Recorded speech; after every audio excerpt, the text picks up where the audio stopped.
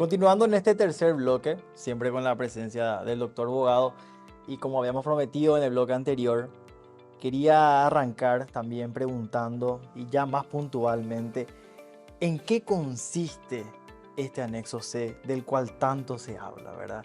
¿Qué aspectos aborda este anexo, doctor? Si nos podría elaborar respecto a eso.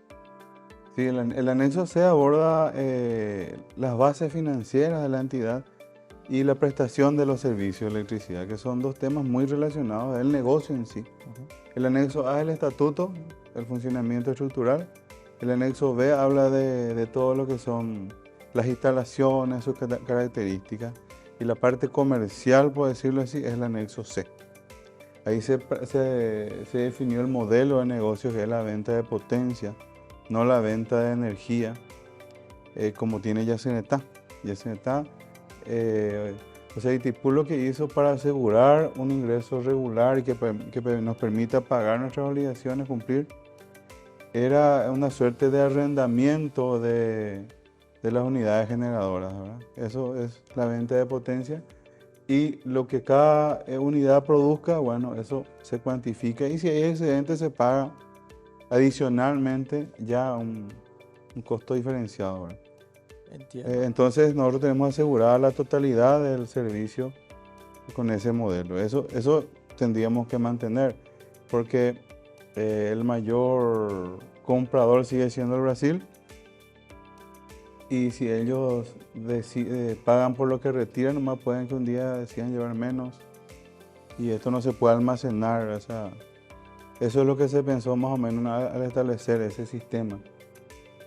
Y el sistema, también el anexo C tiene el modelo tarifario donde Itipú opera al costo, funciona al costo.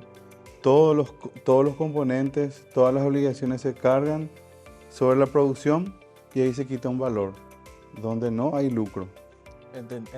Entiendo. Y justamente yendo al factor costo, quería preguntar al respecto. Lo que el anexo C establece o dispone es una suerte, podríamos llamarle, de proyección a una cantidad de tiempo, entiendo que son 20 años, lo cual de manera real fue muy difícil la aplicabilidad de esta disposición, ¿verdad? ¿Cómo se procedió al respecto? Cuando se firmó el tratado se estableció un plazo de contratación por 20 años. Eso lógicamente no iba a darse en el 73, iba a darse cuando empezaba la operación comercial, que la generación de energía que fue en el 85. Y como la ANDE no tenía una política bien desarrollada energética de energía, no podía proyectar su consumo a 20 años. Inmediatamente planteó reducir ese plazo a la mitad y se firmó una nota, un acuerdo por intercambio de notas reversales donde se redujo a 10 el plazo de contratación. Cuando empezó a operar Itipú, no llegó, nunca se firmó ese contrato por 10 años. Se hacían acuerdos anuales y después ya fueron mensuales. Estos acuerdos hasta que se dio una crisis en el año 2018 que terminó con aquel conflicto del acta bilateral de 2019, ¿verdad? Andes siempre se resistió a hacer contratos a largo, inclusive a mediano plazo. Recién en el 2019 se firmó el primer contrato a mediano plazo por 4 años, 2019-2022, que tuvo una predecibilidad, ¿verdad? Y hoy estamos sin contrato a la espera, o sea, sin contrato a largo plazo también, a la espera de lo que surja en la revisión del anexo C.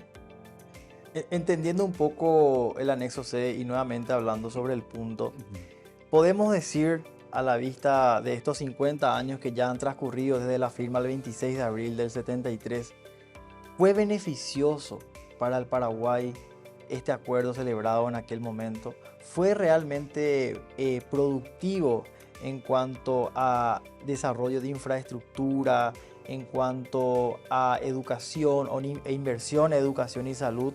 ¿O pudimos haber hecho más? ¿Cuál es su opinión al respecto, doctor? Sin duda fue beneficioso. Siempre está la posibilidad de haber conseguido más, ¿verdad? Para nuestras posibilidades del 73 se consiguió mucho. Se consiguió mucho, pero Paraguay no descansó en sus reivindicaciones por seguir teniendo más beneficios. Por ejemplo, habíamos hablado en el anterior bloque que Brasil tenía la conducción técnica, el manejo financiero. En el 86 se revisa el estatuto, el anexo A, y se logra una paridad absoluta en materia del directorio, por ejemplo, que era una concesión del 73 inevitable que se reencausa. Y así también en todos esos años se fue reclamando aumento de compensación, también del valor de los royalties, y eso fue aumentando, o sea, no es estática la negociación. Y hoy en día tenemos valores bastante aceptables para el emprendimiento. Nosotros vemos un lucro importante como país, ¿verdad? Itipú, ya hablamos que no, pero 12.700 millones de dólares más o menos es lo que Itipú ya aportó al país en estos años, desde el 85 hasta abril por ahí, que equivale al total de la deuda externa paraguaya actual, ¿verdad? El año pasado Itipú aportó 650 millones de dólares en royalty, compensación, etcétera, que es equivalente al 25% de los ingresos tributarios nacionales. Para tener una idea del Claro, dinero que más. Ahora, si ese dinero sirvió llegó a destino, se invirtió bien, esa es otra asignatura. Ahora sabemos que en el proceso de descentralización nos hemos aplazado en varias etapas. ¿Verdad?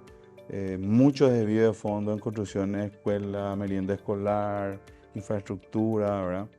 Pero eso ya fue una cuestión interna del país, ¿verdad? No de la negociación con el Brasil. El dinero llegó y quizás se pudo haber invertido mejor esos recursos, ¿verdad? Esos recursos generados, entiendo que no fueron destinados a la ANDE propiamente, sino que fueron distribuidos a la FONACIDE, a las municipalidades. Entiendo que fue esa la mecánica o Sí, la dinámica, ¿no? hay varias fuentes. Primero, royalties, que es una de las cargas del anexo C. Los royalties serían algo así como el alquiler del río, hablando muy toscamente, pero para que se entienda nomás. Es lo que Itipú le paga al Brasil y al Paraguay por usar el río, por usar el potencial hidroeléctrico hidráulico.